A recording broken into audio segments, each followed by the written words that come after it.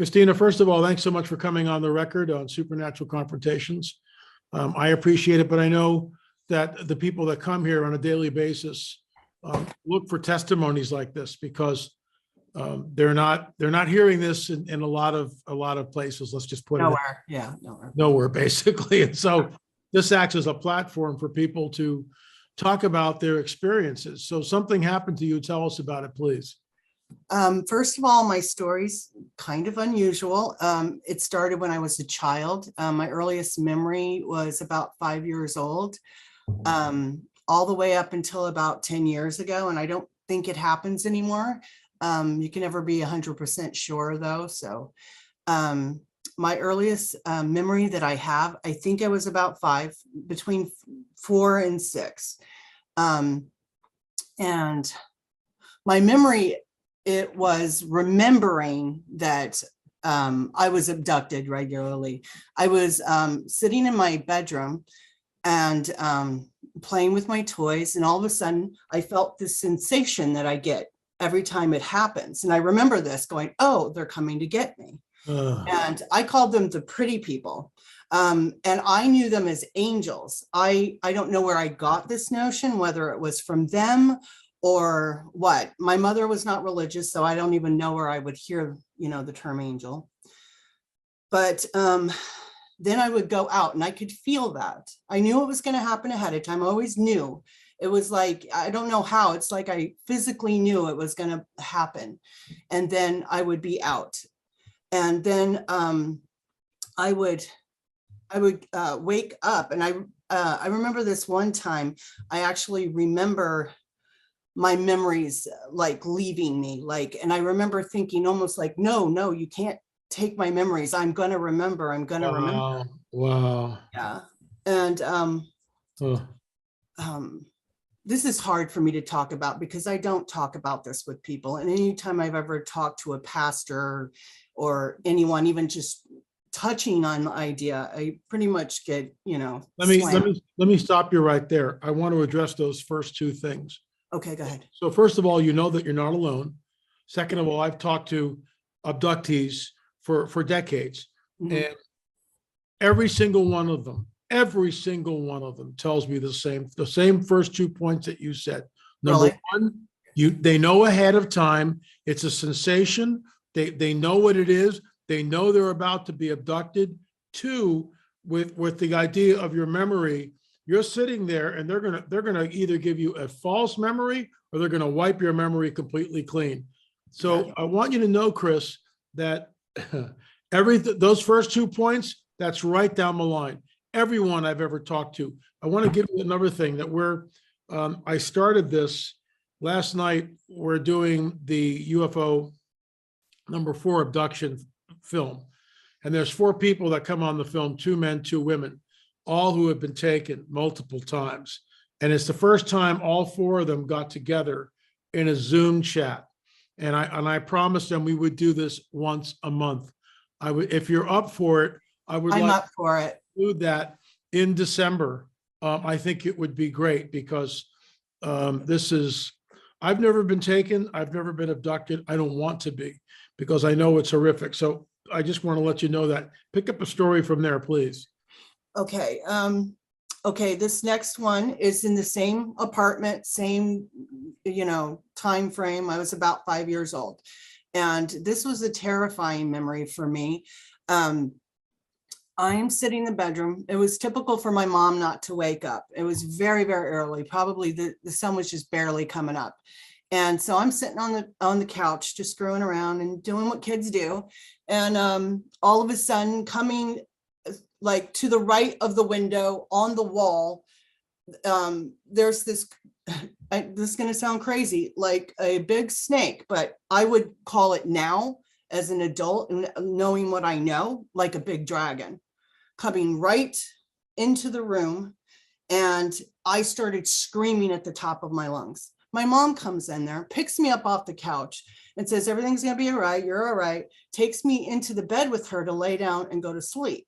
And here it gets weirder. Okay. So I wasn't sure if I was going to share this, but I feel the need to. So since it's, anyways, so I'm laying there and I'm starting to see things like McDonald's, the clown, Ronald McDonald, and other little creatures, like right in front of me, like they're playing with me. And I had this sense of calm, and I can't remember anything after that. So that, I believe, was another abduction, but I don't know for sure. Let me stop you again. Okay, it's unbelievable. Yeah. In the film Taken, which I actually refer to in several times, in the movie Taken, it's based on people who have been taken, people who have been abducted. That's what it's about. Very often, the Greys will present figures that are known to the people, like the Ronald McDonald clown. That's something you would identify with. That's something that you would look at and go, oh, everything's okay.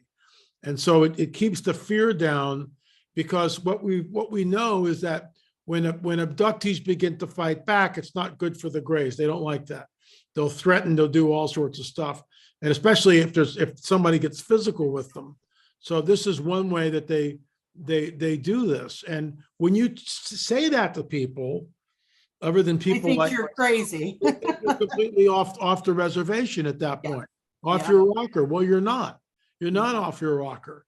I've heard this over and over again, and filmically, it's in the film series Taken. There are clowns that are used. There are large, like stuffed animals, like big squirrels, but they're not. They're the Greys. They're the Greys. They're replacing memories, right? That's exactly what they're doing. Okay. So you know what? That explains a lot, actually. Okay. Wow. Yeah. Makes sense. I've not shared this because everything sounds so crazy. I mean, I understand the four people that come on the record, and I'll send you a rough cut. Okay. So you can get up to speed with that of the film. Just don't share it with anybody. Oh no, of course not. And all four of them met with each other last night for the first time. And there's this sense of like relief, because here are four people, no collusion, they've never met. They're all talking about the same thing. They're all talking, and it's like right down the line. It's not delusion, because Definitely not. These are real delusion. memories. Yeah. It's a craft. And this is why it's so interesting. It gets into the prophecy of Daniel, chapter 2. Their seed will mingle with the seed of men, but they will not cleave to them. Well, who are they? Well, it's not the seed of men. Of course, a lot of churches, unfortunately, will just skip over that passage. Well, I really don't understand what that means, because they've never done the work on Genesis 3:15. But this is your time, not mine. Audience, please forgive me. I want to hear that. I gotta go off a little bit. Yeah. That brings me to another point that also is very odd. I keep looking for other stories like mine, and I find similarities. I can relate to a lot of things, but this one, since you brought it up, besides the fact that I know that I'm in some kind of weird I don't think I am anymore, but was in some kind of breeding program, whatever, with what I used to call the pretty people, the tall Nordics. And by the way, I'll come back to this, but I've only once ever saw the Greys, and I call them the worker bees. They're like the 3 came into my room one time, but I'll steer back to that. Okay. How you talk about the giants and all that stuff, and how their head, because I watched quite a few of your elongated, things. like Okay. this guy right back there. Yeah, just like that. I've encountered one of those. They're different. They're not tall, thin, blonde. They are blonde. They have like no pigmentation really at all. He's just like that. This guy terrified me. I fought back. I kept coming to. I have several memories of this one. And I remember one time I asked him, why do you keep doing this to me? Why do you keep bringing me here? And he said, because we don't breed with our own. And he said that in my head. There was only one time he ever spoke with words to me. But I'll tell you the beginning of that one. One of the memories was I came to, and I'm sitting on a large bed, and very large.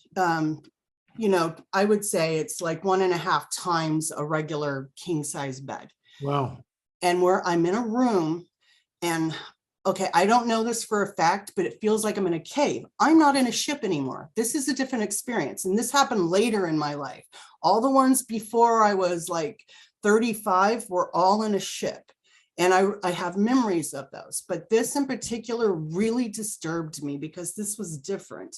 And it felt like, and everything was, it was dim and illuminated, but you can't see where the light source is coming from. It's very dim. And I can see the whole room. And this is part of another memory that I also had. It's like every time they see that I'm coming to or aware, they shut me back down. This is, let me stop, gotta stop you. Every single person says the same thing. Every single person, this is what's so incredible. You're not alone.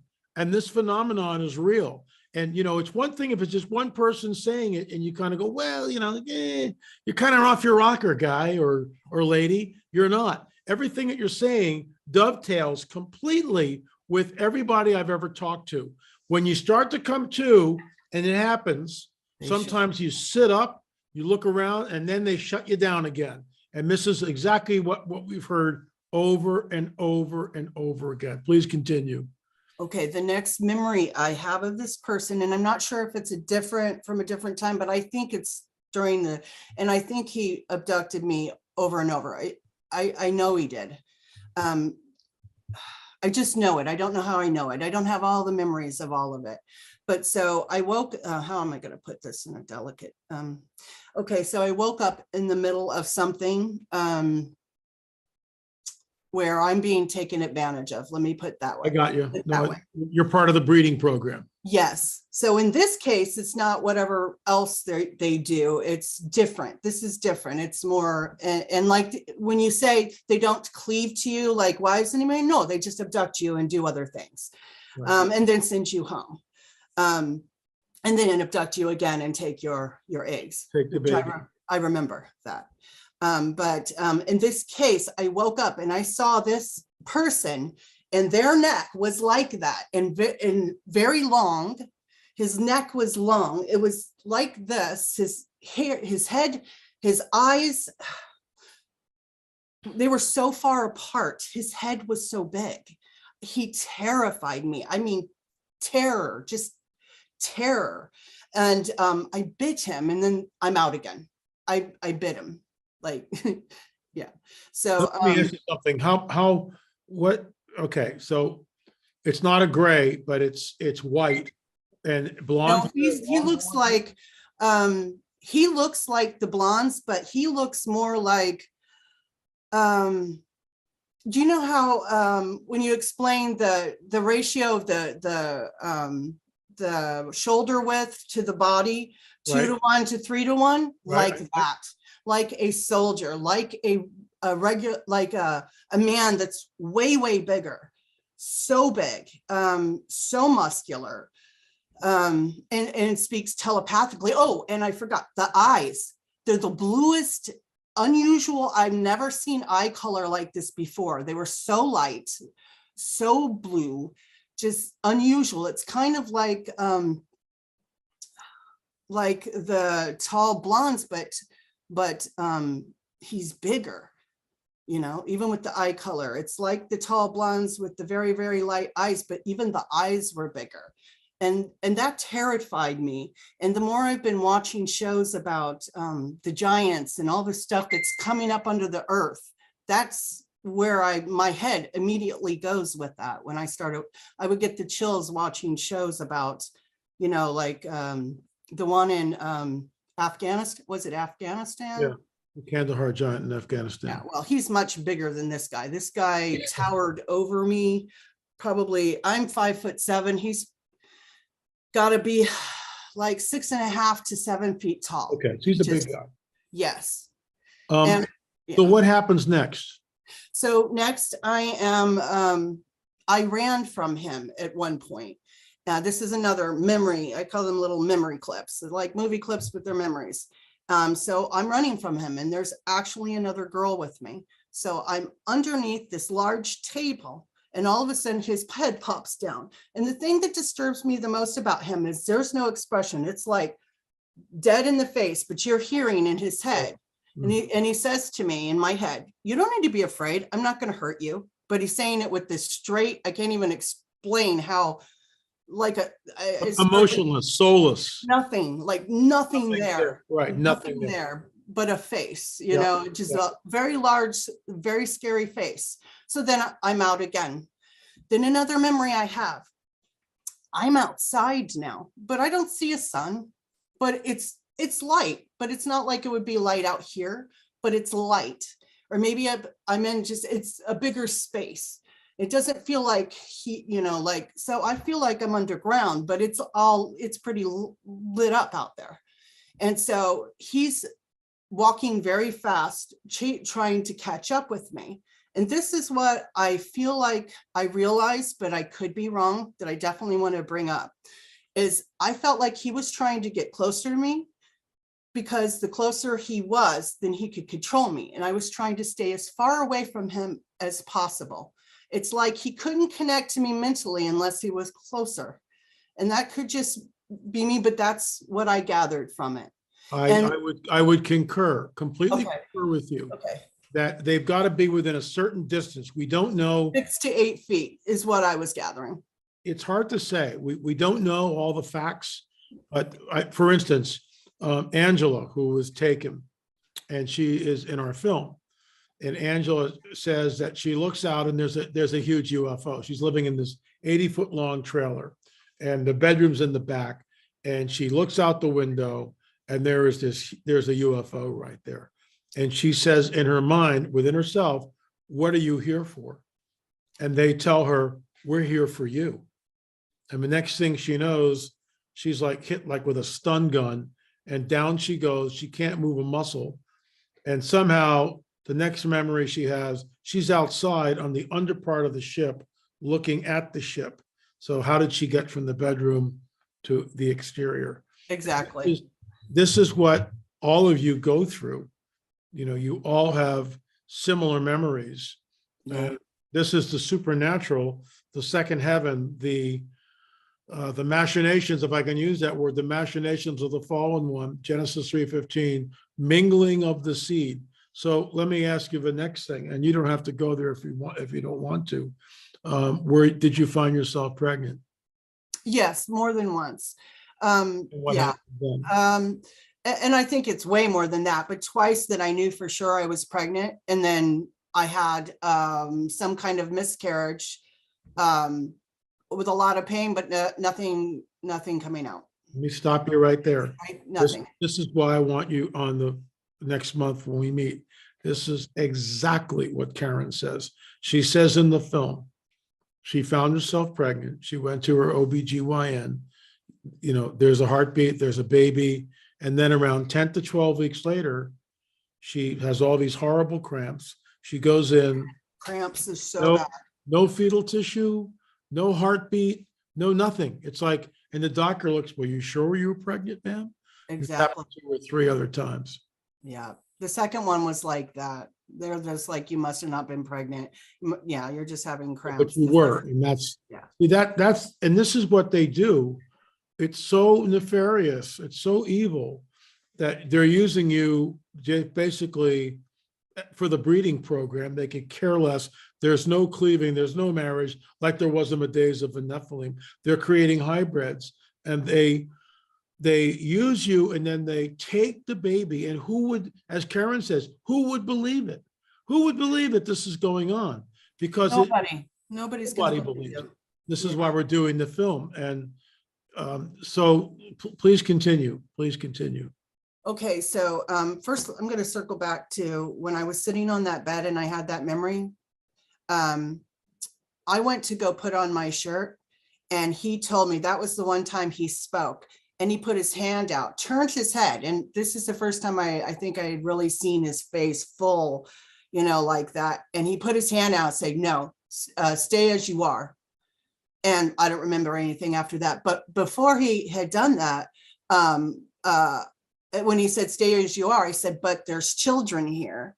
And there was some steps down, right? He's sitting to the right of me, and there's some steps down there, and there was children there, but somehow it's blocked from my mind, but I could hear them. But I still remember the sound, and they were children, at least 3. Yeah. So that was weird. That was weird. And then I started to suspect, are any of those mine? It's just creepy, you know, I don't know. But back to when I was trying to get away from him and he kept getting closer. He got close enough and I put my hand out and I said, you stop in the name of Jesus. You stop, you leave me alone. You take me back home. And nothing happened. And so my faith was unwavering. I put my hand up in the air and said, Father. No sooner did I say the word Father, I hear a clunk. He's on the ground and his face is like this. Wow. And I can't see anything on him. I'm just like, why is his face like that? What's happening? And I realized it's an angel. An angel. The next thing you know, I'm home. So that was. Is that the last time you were taken that you know by of? him? Yes. And it's the last time I think I was taken. Yeah. So during that time, is that when you became a Christian, or how does all that work? It was before that, but I was a real new Christian. I didn't know you could call out in the name of Jesus. And, you know, I just didn't know anything until I started doing more research. The time before that, which I was also, it was weird. But I was listening to videos, and I can't remember the name of the guy, about spiritual warfare. Russ Isar, maybe? No, I would remember him. It's another old timer. Okay. But and this was about 10 years ago. All right. So I went to it was like 2012. And so I live in Oregon, and I was driving to Washington just to go there for the day. I ended up coming back a little late, and I'm a little night blind. So I ended up taking the wrong turn coming back because I'm not really familiar with Washington. And so I ended up going through Vancouver, ending up on the other side of Vancouver, but there's a bridge that goes across. So I'm like, I'll just take that bridge. And so I'm going up the side of there's the Columbus River here. And then there's this road that goes like this, and, you know, the service roads on the side of it. And then I see the bridge. And when I look at the bridge, now and I've heard this in one of your other things, so I know you've heard this before. I'm doing something out of character for me. I'm like, I see this wall. It's like, I would call it camouflage. It's blocking a UFO. I'm just going to tell you what I know now. But at the time, I'm looking at it going, oh, that's unusual. Well, I'll just go through it. It'll be fine. That's not like me. That's not like me at all. And then I said, well, let me pray first. So I pray, and I'm still going through it, and I'm praying all the way through. I don't remember anything once I got through it. Okay, this big wall and it was like turquoise colored and multicolored turquoise. It was very unusual, but this was a weird one. And I've tried to listen to a lot of, I just wanted to see if anybody had experienced this, but no, I've not heard this one. So I'm now going through this wall, don't remember anything. And then hours and hours later, I end up down the highway.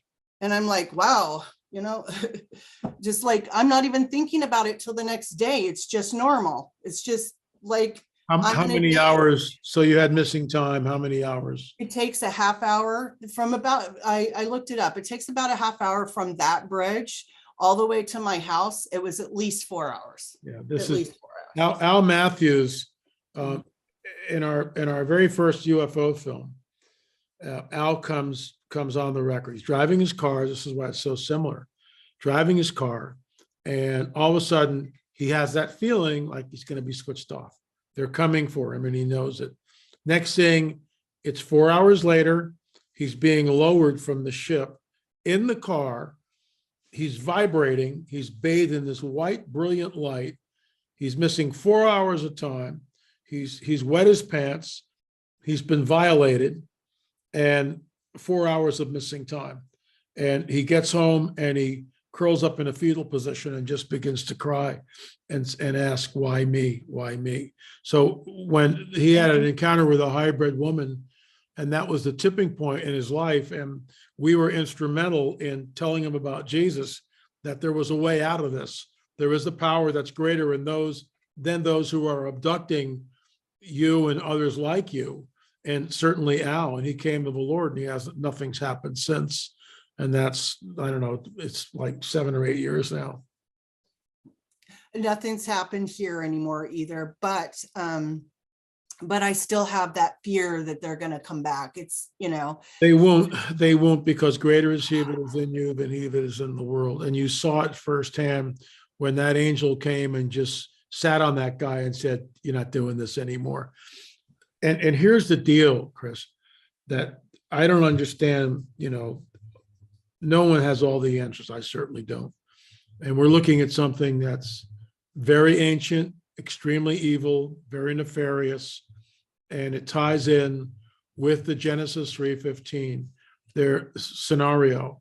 There seems to be a protocol set in place in the heavenly realms, and both sides have to adhere to it for whatever reason. And when they violate it, when the marriage apparently has taken place, they somehow they violate it in certain ways, and they're immediately, you know, condemned, and that's why the angel's in prison. But in modernity, where we are now, somehow it's different, and there is no marriage. But the question is, was that a hybrid you were mating with, or was it? I believe so. Okay, so if it's a hybrid, see, it's not a fallen angel. And this is, I mean, look, we're not going to be able to sit down with a fallen angel and ask a bunch of questions. It's never going to happen. Yeah. Closest we can come to the whole phenomenon is people like you. And I think, thank you for coming on the record. And what's important about this, it's all scriptural. Everything that we've been talking about is scriptural. But when the seed war manifests in the present day, in modernity, people don't know how to deal with that. The churches are completely, for the most part, are very inept at dealing with it. Oh yeah. Those pastors just kind of go, whoa, get this woman some Xanax. Or they question your sanity, or they question your salvation. You're having demonic attacks or something like that. And like, Right. my faith is good. But yeah. I'll give you the last word, Chris, and thank you so much for coming on the record. We really appreciate it. And No as I problem. said, I've got your address. I will add you to our what's going to become our monthly meeting with the other 4 people. They're all very excited about it. Yeah, I would love that. It would be good. It would be really You good. need it, they need it. And I I just, know I do. Yeah. yeah. So I'll give you the last word if you want it.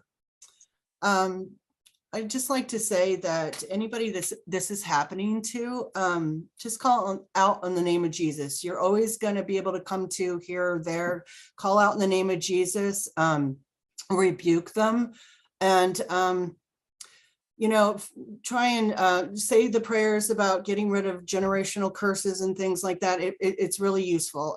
It really does put a stop to all of this. There is a way to stop it. They will stop. But I just want to say thank you, LA.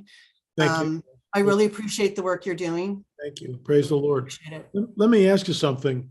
In your opinion, what would you call this entity? I mean, there's a couple of them, but it Mhm. seemed like you had tall whites, the Nordics, and then some sort of a hybrid. Is that a fair? I think the one that I told you about, the giant, the one I call a giant, even though he's not a giant, Right. but I think he's a hybrid. And I think the other ones, I think there were, well, fallen angels, some of them. Okay. And some of them are, you know, like the one I didn't get to, but we can get to it on the meeting thing. But the one that, well, they had the grays, and I think some of them are hybrids as well. But I definitely think the fallen angels are there as well. Thank you for coming on the record. Yeah, no problem.